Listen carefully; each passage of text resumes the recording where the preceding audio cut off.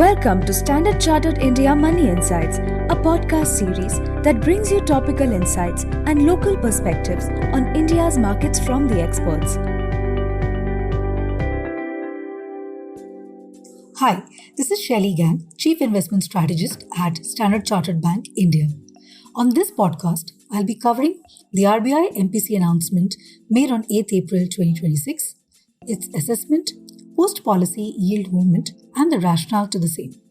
Towards the end, I will share a brief on how investors can look at fixed income investing in the current scenario through mutual funds. First up, about the event. RBI MPC decided to keep interest rates unchanged and continued with the policy stance as neutral. RBI projected FY27 growth at 6.9% and headline inflation at 4.6%. Higher from previous estimate of 4.4%. RBI's baseline assumptions of crude stand at $85 per barrel, USD INR at 94, and monsoon as normal. First, some pre-policy context, and in that light, let's look at how was the yield movement post-policy and what was the rationale to the same. The pre-policy expert poll had widely expected no rate action. The expert take seemed that the RBI would wait to ascertain the depth of the growth slowdown and reserve a hike purely for adverse inflation scenario before cutting any rates. And the adverse inflation scenario would be 5.5% to 6% inflation. It could make use of non-rate tools available till then. However, pre-policy, the bond yields seemed to be pricing in a hike. India 10-year government bond yield had hardened by 40 bips in the last 1 month. 6-month and 1-year OIS curve had jumped and were priced at 50 to 75 bips rate hike just before the policy.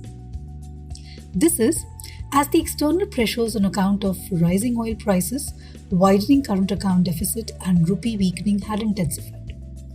With RBI having taken steps to manage currency volatility, the market had felt that the RBI would need to hike rates sooner at some point to deal with both higher inflation and rupee weakening. Post-policy, OIS yields, government bond and corporate bond yields eased basis relief from both the ceasefire announcement and the policy update. Post-April MPC policy, the yield curve has shifted lower but remains steep as we speak. RBI's assurance that it will continue to be proactive and preemptive in liquidity management, ensuring sufficient liquidity, also went well from the yields perspective. Now let's look at the RBI MPC assessment. For RBI, currently it has been about the balancing act of inflation management and managing growth.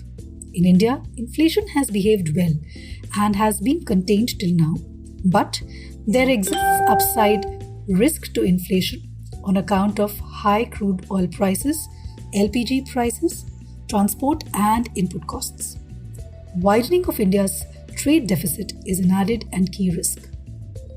Downside risk to growth exists on account of slowing global growth and supply chain disruptions. Developed markets growth and emerging markets growth both have been revised downwards, taking down global growth estimate by 40 bips. RBI's assessment of April MPC combined with the ceasefire announcement in West Asia pushes back against near-term expectations of a rate increase. However, average inflation is expected to rise, so some rate hike or hikes in the year could be possible.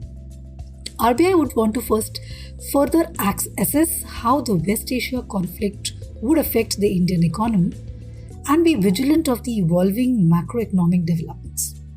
RBI would continue to keep liquidity adequate to support growth. In this background, let's consider fixed income investing for the next 1 year or so.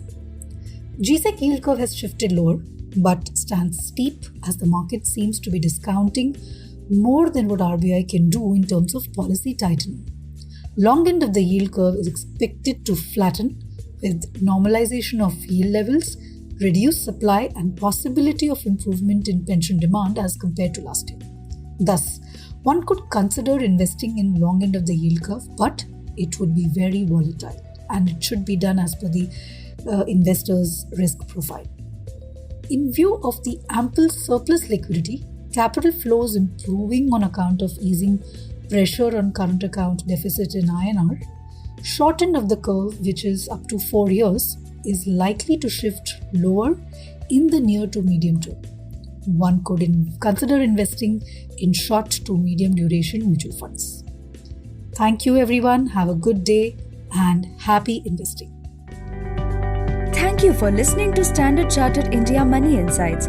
Stay tuned for the latest updates and market trends by subscribing to our podcast. For more information, reach out to your Standard Chartered Relationship Manager or visit www.se.com/in.